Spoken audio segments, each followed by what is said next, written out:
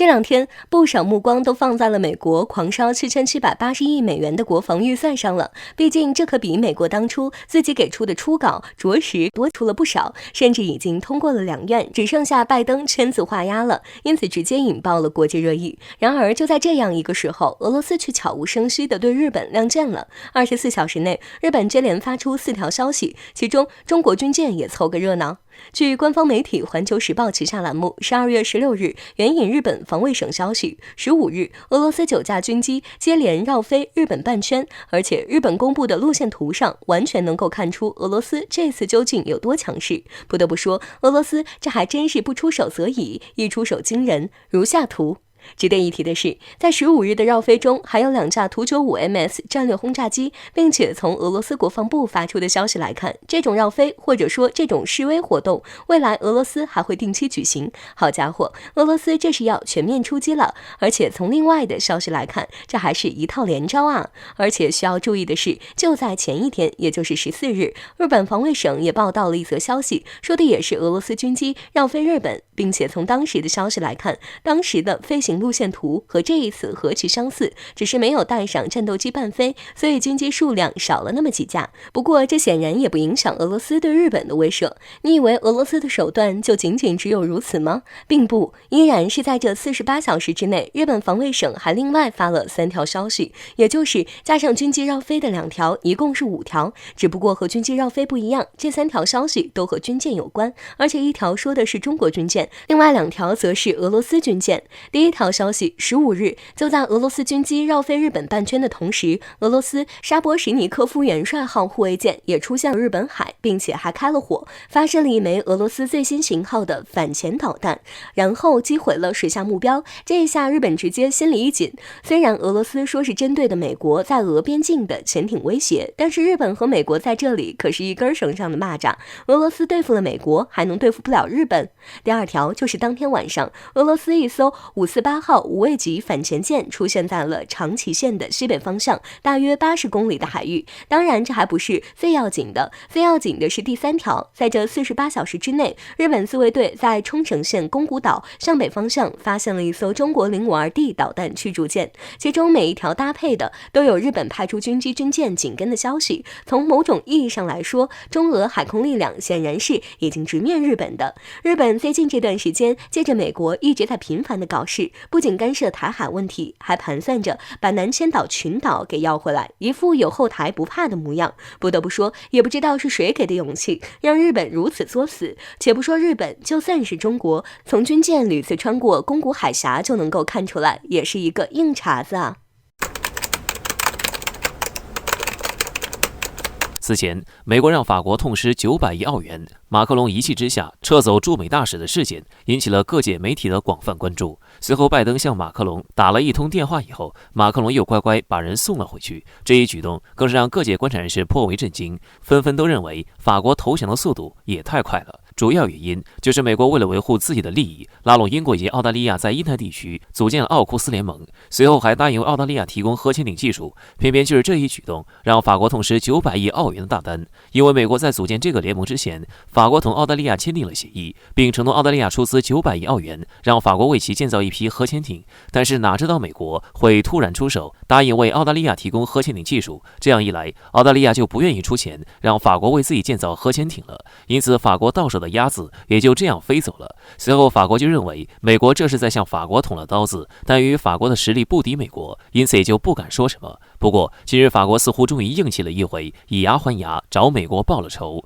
据相关消息报道，近日一名阿联酋官员表示，该国将不再从美国购进 F-35战斗机，且已经向美国告知，已经决定停止关于购买 F-35战斗机的谈判计划。据悉，有消息人士透露称，此前该国与美国在今年初签订了一份购买战机的协议，协议中表明，该国要从美国购买50架 F-35战机以及18架无人机以及其他先进的军事装备，总交易价值达到了230亿美元。那么为何双方都签订了协议，阿联酋却突然反悔，不想从美国购买这些装备了呢？背后的主要原因在于法国。据消息报道，前几天法国总统马克龙访问阿联酋，与阿联酋阿布扎比王储举行会谈。随后，马克龙不知用了什么招数，与该国签订了80架阵风战斗机大单，总价值达到了约190亿美元。法国国防部还称，这是法国最大的一笔武器出口单。而在双方签订协议以后，阿联酋就立马向美国下达了不再购买 F-35的通知。对此，有相关分析人士认为，法国也总算是硬气了一回，终于找美国报仇。如今这样的举动，正好和美国之前破坏了900亿澳元大单的情节相似。虽说这次的金额没有上次那么大，但也算是法国向美国捅回了一刀，找拜登报仇了。总之，虽说美国市场跟法国称兄道弟，但是眼里全是利益，所以说法国也要提高警惕。美国的利益被损害，他们必定不会善罢甘休，说不定哪天80架阵风大单就被美国撬走了。自从2014年开始，乌克兰危机爆发，俄罗斯和乌克兰的关系就呈现90度的恶化，并且这个恶化的程度一年比一年严重。今年俄乌的局势更加紧张，而局势紧张的背后少不了美国的煽风点火。美国在乌克兰背后撑腰，让乌克兰的勇气大增，时不时对俄罗斯进行挑衅，而以美国为首的北约也一同加入这场制裁中。据环球网近日报道称，俄罗斯的外交部长就发出警告，如果欧洲北约再继续向东方拓展，或者说美国继续部署军事设施在俄罗斯边境的话，那么俄方将会以其人之道还治其人之身，在欧洲部署中程核武器。近期俄乌的局势紧张到在远方都能闻到硝烟味，战争似乎一触即发。除此之外，俄罗斯还被德国泼了一盆冷水，俄罗斯北溪二项目没有通过欧盟的标准，被拒之国外了。以美国为首的北约集团对俄示威，俄罗斯在触底的情况下对北约进行反击。报道称，俄外交部长表示，如果俄罗斯和北约成员国不能和平处理俄乌问题，那么俄方考虑用军事手段来解决。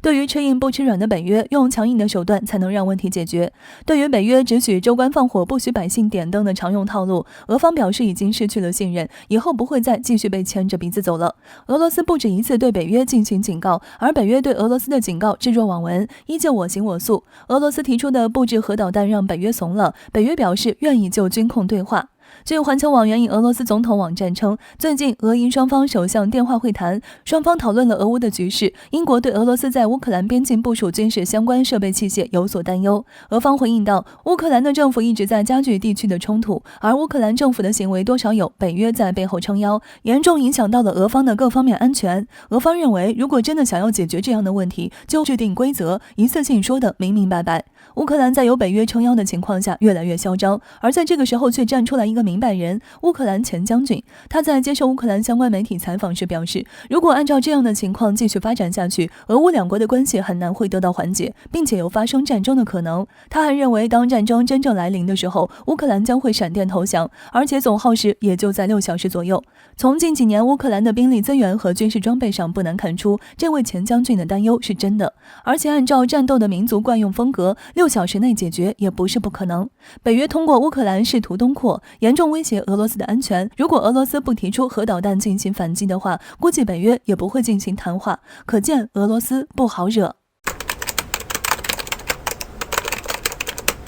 不久之前，欧洲高层人士透露称，在对抗中俄这件事上，美欧将明确分工，具体决定为美英致力于遏制中国，而欧盟负责对付俄罗斯。日前，负责对抗中国的主力阵营美英却接连败下阵来。据参考消息，援引英国《金融时报》最新报道称，在阻碍中国崛起这事儿上，英国已经率先认输了。该英媒表示，西方无力阻止中国崛起，当然，这并不是对西方能力的全盘否定。英国人认为，西方或许可以推迟中国的崛起进程，但是需要付出一定的代价。如果说要完全阻止这一进程，以目前西方的能力是做不到的。而在另一边，美国遏制中国遏制到一半就匆忙打道回府。日前，美国国务卿正在对东南亚3国进行访问，而在布林肯之前，拜登还有好几位心腹对该地进行了访问。显然，美国的一系列动作已经表明，美国的战略目光越来越倾向于东南亚。这一趋势也在意料之中。在美国的印太遏制战略中，东南亚就处于这一战略的地理中心，所以美国加强对这一地区的把控是早晚的事情。